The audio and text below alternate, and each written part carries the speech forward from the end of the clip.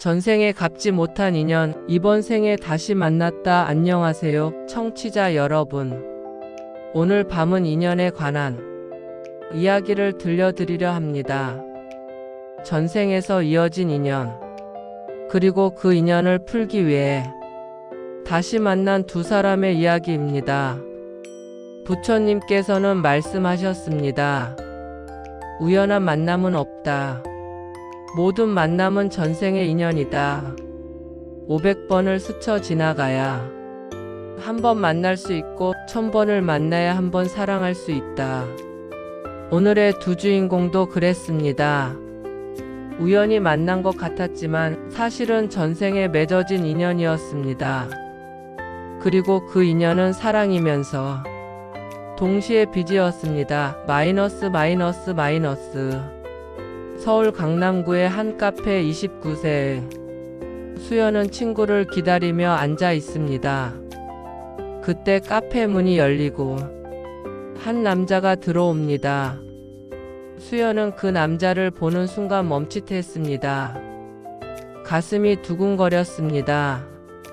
이유를 알 수 없었습니다. 남자도 수연을 봤습니다. 그리고 잠시 멈춰 섰습니다. 마치 무언가 생각나는 듯한 표정이었습니다. 남자는 커피를 주문하고 수연 근처 자리에 앉았습니다. 두 사람 사이에 묘한 긴장감이 흘렀습니다. 수연은 용기를 냈습니다. 저기 실례지만 혹시 어디서 뵌 적 있지 않나요? 남자는 고개를 들었습니다. 저도 그런 느낌이 들었는데요. 하지만 처음 보는 것 같은데 이상하죠? 저도 처음 보는데 왠지 낯이 익어요. 남자는 미소 지었습니다. 저는 민호라고 합니다. 저는 수연이에요.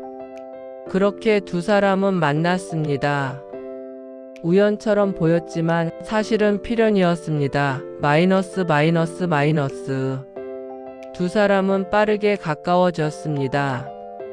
첫 데이트에서 민호는 말했습니다. 이상해요. 당신과 있으면 오래전부터 알고 지낸 것 같아요. 저도요. 편안해요. 처음 만났는데 혹시 우리 전생에 만난 거 아닐까요? 수연은 웃었습니다. 전생요? 그런 게 있을까요? 누가 알아요. 있을지도. 두 사람은 사귀기 시작했습니다. 연인이 되었습니다. 처음 석 달은 행복했습니다. 모든 것이 완벽했습니다. 서로를 이해했고 말이 잘 통했고 함께 있으면 편안했습니다. 하지만 석 달이 지나자 이상한 일들이 시작되었습니다. 사소한 일에도 싸우게 되었습니다. 그것도 격하게. 왜 약속 시간에 늦는 거야? 미안해. 일이 갑자기 일이면 다야. 나는 1시간이나 기다렸어. 그래서 미안하다고 했잖아. 둘 다 자신도 모르게 화를 냈습니다. 왜 이렇게 화가 나는지 이유를 알 수 없었습니다. 그리고 이상하게도 같은 패턴이 반복되었습니다. 민호가 약속에 늦으면 수연은 견딜 수 없이 화가 났습니다. 마치 배신당한 것처럼 수연이 다른 남자와 이야기하면 민호는 극도로 질투했습니다. 마치 빼앗길까봐 두려운 것처럼. 수연아, 그 남자랑 왜 그렇게 친하게 얘기해? 그냥 직장 동료인데? 직장 동료면 다야. 나 있는데 다른 남자랑 웃고 떠드는 거야. 민호야, 너 이상해. 왜 이렇게 집착하는 거야? 집착? 내가 집착한다고? 또 싸움이 시작되었습니다. 수연은 괴로웠습니다. 사랑하는데 왜 이렇게 아픈지 알 수 없었습니다. 이 사랑은 왜 이렇게 아플까? 마이너스. 6개월이 지났습니다. 수연과 민호는 하루가 멀다 하고 싸웠습니다. 사랑하지만 함께 있으면 힘들었습니다. 수연아, 우리 왜 이러는 걸까? 나도 모르겠어. 너를 사랑하는데 함께 있으면 왜 이렇게 답답하지? 나도 그래. 너 없이는 못 살 것 같은데 너랑 있으면 숨이 막혀. 두 사람은 서로를 바라봤습니다. 눈에는 사랑과 고통이 섞여 있었습니다. 어느 주말 수연은 혼자 시간이 필요해서 북한산에 올랐습니다. 산을 오르다 작은 암자를 발견했습니다. 보현암이라는 현판이 걸려 있었습니다. 무심코 안으로 들어갔습니다. 법당에서는 스님이 혼자 예불을 드리고 계셨습니다. 수연은 조용히 뒤에 앉아 기다렸습니다. 예불이 끝나고 스님은 수연에게 다가왔습니다. 보살님, 마음이 무겁습니까? 네, 스님. 어떻게 아셨어요? 얼굴에 쓰여 있습니다. 사랑의 고통이. 수연은 놀랐습니다. 제가 그렇게 티가 나나요? 그렇습니다. 차 한잔 하시겠습니까? 스님은 수연에게 차를 따라 주었습니다. 무엇이 괴롭습니까? 스님, 저는 남자친구를 사랑합니다. 정말 사랑해요. 근데 함께 있으면 너무 힘들어요. 자꾸 싸우게 돼요. 어떤 싸움입니까? 사소한 거예요. 약속 시간에 늦었다든가, 제가 다른 남자랑 얘기했다든가. 근데 그럴 때마다 견딜 수 없이 화가 나요. 저도 이해가 안 가요. 스님은 잠시 침묵하다가 물었습니다. 보살님, 혹시 그 분과 처음 만났을 때 묘한 느낌을 받지 않으셨습니까? 네? 어떻게 아세요? 낯이 익다는 느낌. 오래전부터 알고 지낸 것 같은 느낌. 맞아요. 정확히 그랬어요. 스님은 고개를 끄덕였습니다. 그렇다면 전생의 인연입니다. 전생의 인연? 그렇습니다. 부처님께서는 말씀하셨습니다. 우연한 만남은 없다고. 모든 만남은 전생에 맺어진 인연입니다. 수연은 믿기지 않는다는 표정이었습니다. 그게 정말인가요? 보살님, 전생에 빚을 지고 오면 이번 생에 반드시 갚게 됩니다. 그것이 업보입니다. 빚이요? 그렇습니다. 사랑의 빚, 원한의 빚, 은혜의 빚, 여러 가지가 있습니다. 스님은 계속 말씀하셨습니다. 보살님과 그 남자분은 전생에 인연이 있었던 것 같습니다. 그리고 그 인연이 완전히 해소되지 않아서 이번 생에 다시 만나 갚는 것입니다. 갚는다는 게 무슨 뜻이에요? 전생에 서로에게 상처를 주었거나 빚을 졌거나 완성하지 못한 사랑이 있었다면 이번 생에 그것을 해소하기 위해 만나는 것입니다. 수연은 가슴이 두근거렸습니다. 그럼 우리가 이렇게 아픈 이유가 전생의 업을 갚고 있기 때문입니다. 그 과정이 고통스러울 수 있습니다. 그럼 우리는 어떻게 해야 하나요? 스님은 차를 한 모금 마시고 말씀하셨습니다. 두 가지 방법이 있습니다. 하나는 끝까지 함께하며 그 업을 다 갚는 것. 또 하나는 이번 생에서 놓아주고 다음 생을 기약하는 것입니다. 놓아주다니요? 그렇습니다. 때로는 놓아주는 것이 진정한 사랑입니다. 서로를 괴롭게 하는 인연이라면 이번 생에서는 놓아주고 다음 생에 더 좋은 조건에서 만나는 것이 나을 수도 있습니다. 수연은 눈물이 났습니다. 하지만 저는 그 사람을 사랑해요. 알고 있습니다. 하지만 사랑이 곧 함께 있음은 아닙니다. 때로는 놓아주는 것이 더 큰 사랑입니다. 마이너스 암자를 나온 수연은 오랫동안 산길을 걸었습니다. 스님의 말씀이 머릿속을 맴돌았습니다. 전생의 인연 업보 놓아줌. 수연은 민호와의 관계를 돌아봤습니다. 사랑했습니다. 정말 사랑했습니다. 하지만 함께 있으면 늘 고통스러웠습니다. 이상한 집착, 설명할 수 없는 분노, 끝없는 불안. 이게 정말 전생의 빚이었을까? 집에 돌아온 수연은 민호에게 전화했습니다. 민호야, 우리 만날 수 있을까? 그래, 나도 할 얘기가 있어. 다음날 두 사람은 처음 만났던 그 카페에서 다시 만났습니다. 민호야, 수연아, 두 사람은 동시에 입을 열었다가 멈췄습니다. 너부터 해. 민호가 먼저 말했습니다. 민호야, 나 어제 절에 갔다 왔어. 절? 응, 그리고 스님한테 우리 얘기를 했어. 왜 이렇게 사랑하는데도 아픈지. 스님이 뭐라고 하셨는데? 전생의 인연이래. 우리가 전생에 맺은 인연을 이번 생에 갚고 있는 거래. 민호는 놀란 표정이었습니다. 전생의 인연? 응, 그래서 우리가 이렇게 만났지만 함께 있으면 아픈 거래. 전생에 해소하지 못한 뭔가가 있는 거지. 민호는 한참 침묵하다가 말했습니다. 사실 나도 비슷한 생각을 했어. 너도?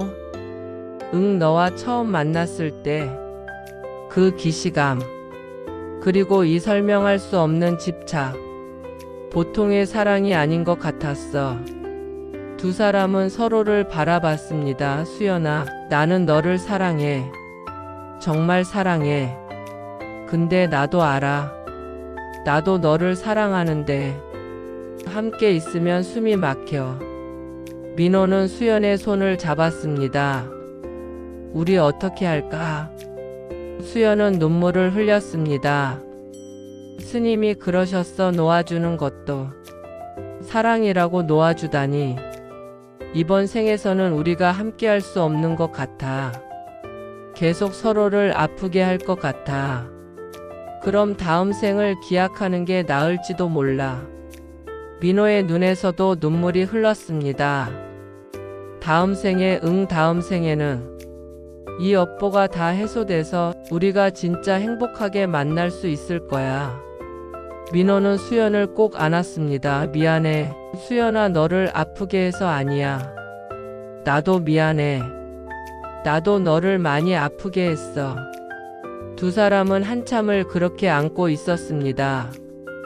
카페 안에서 처음 만났던 그 자리에서 수연아, 응, 다음 생에 꼭 만나자.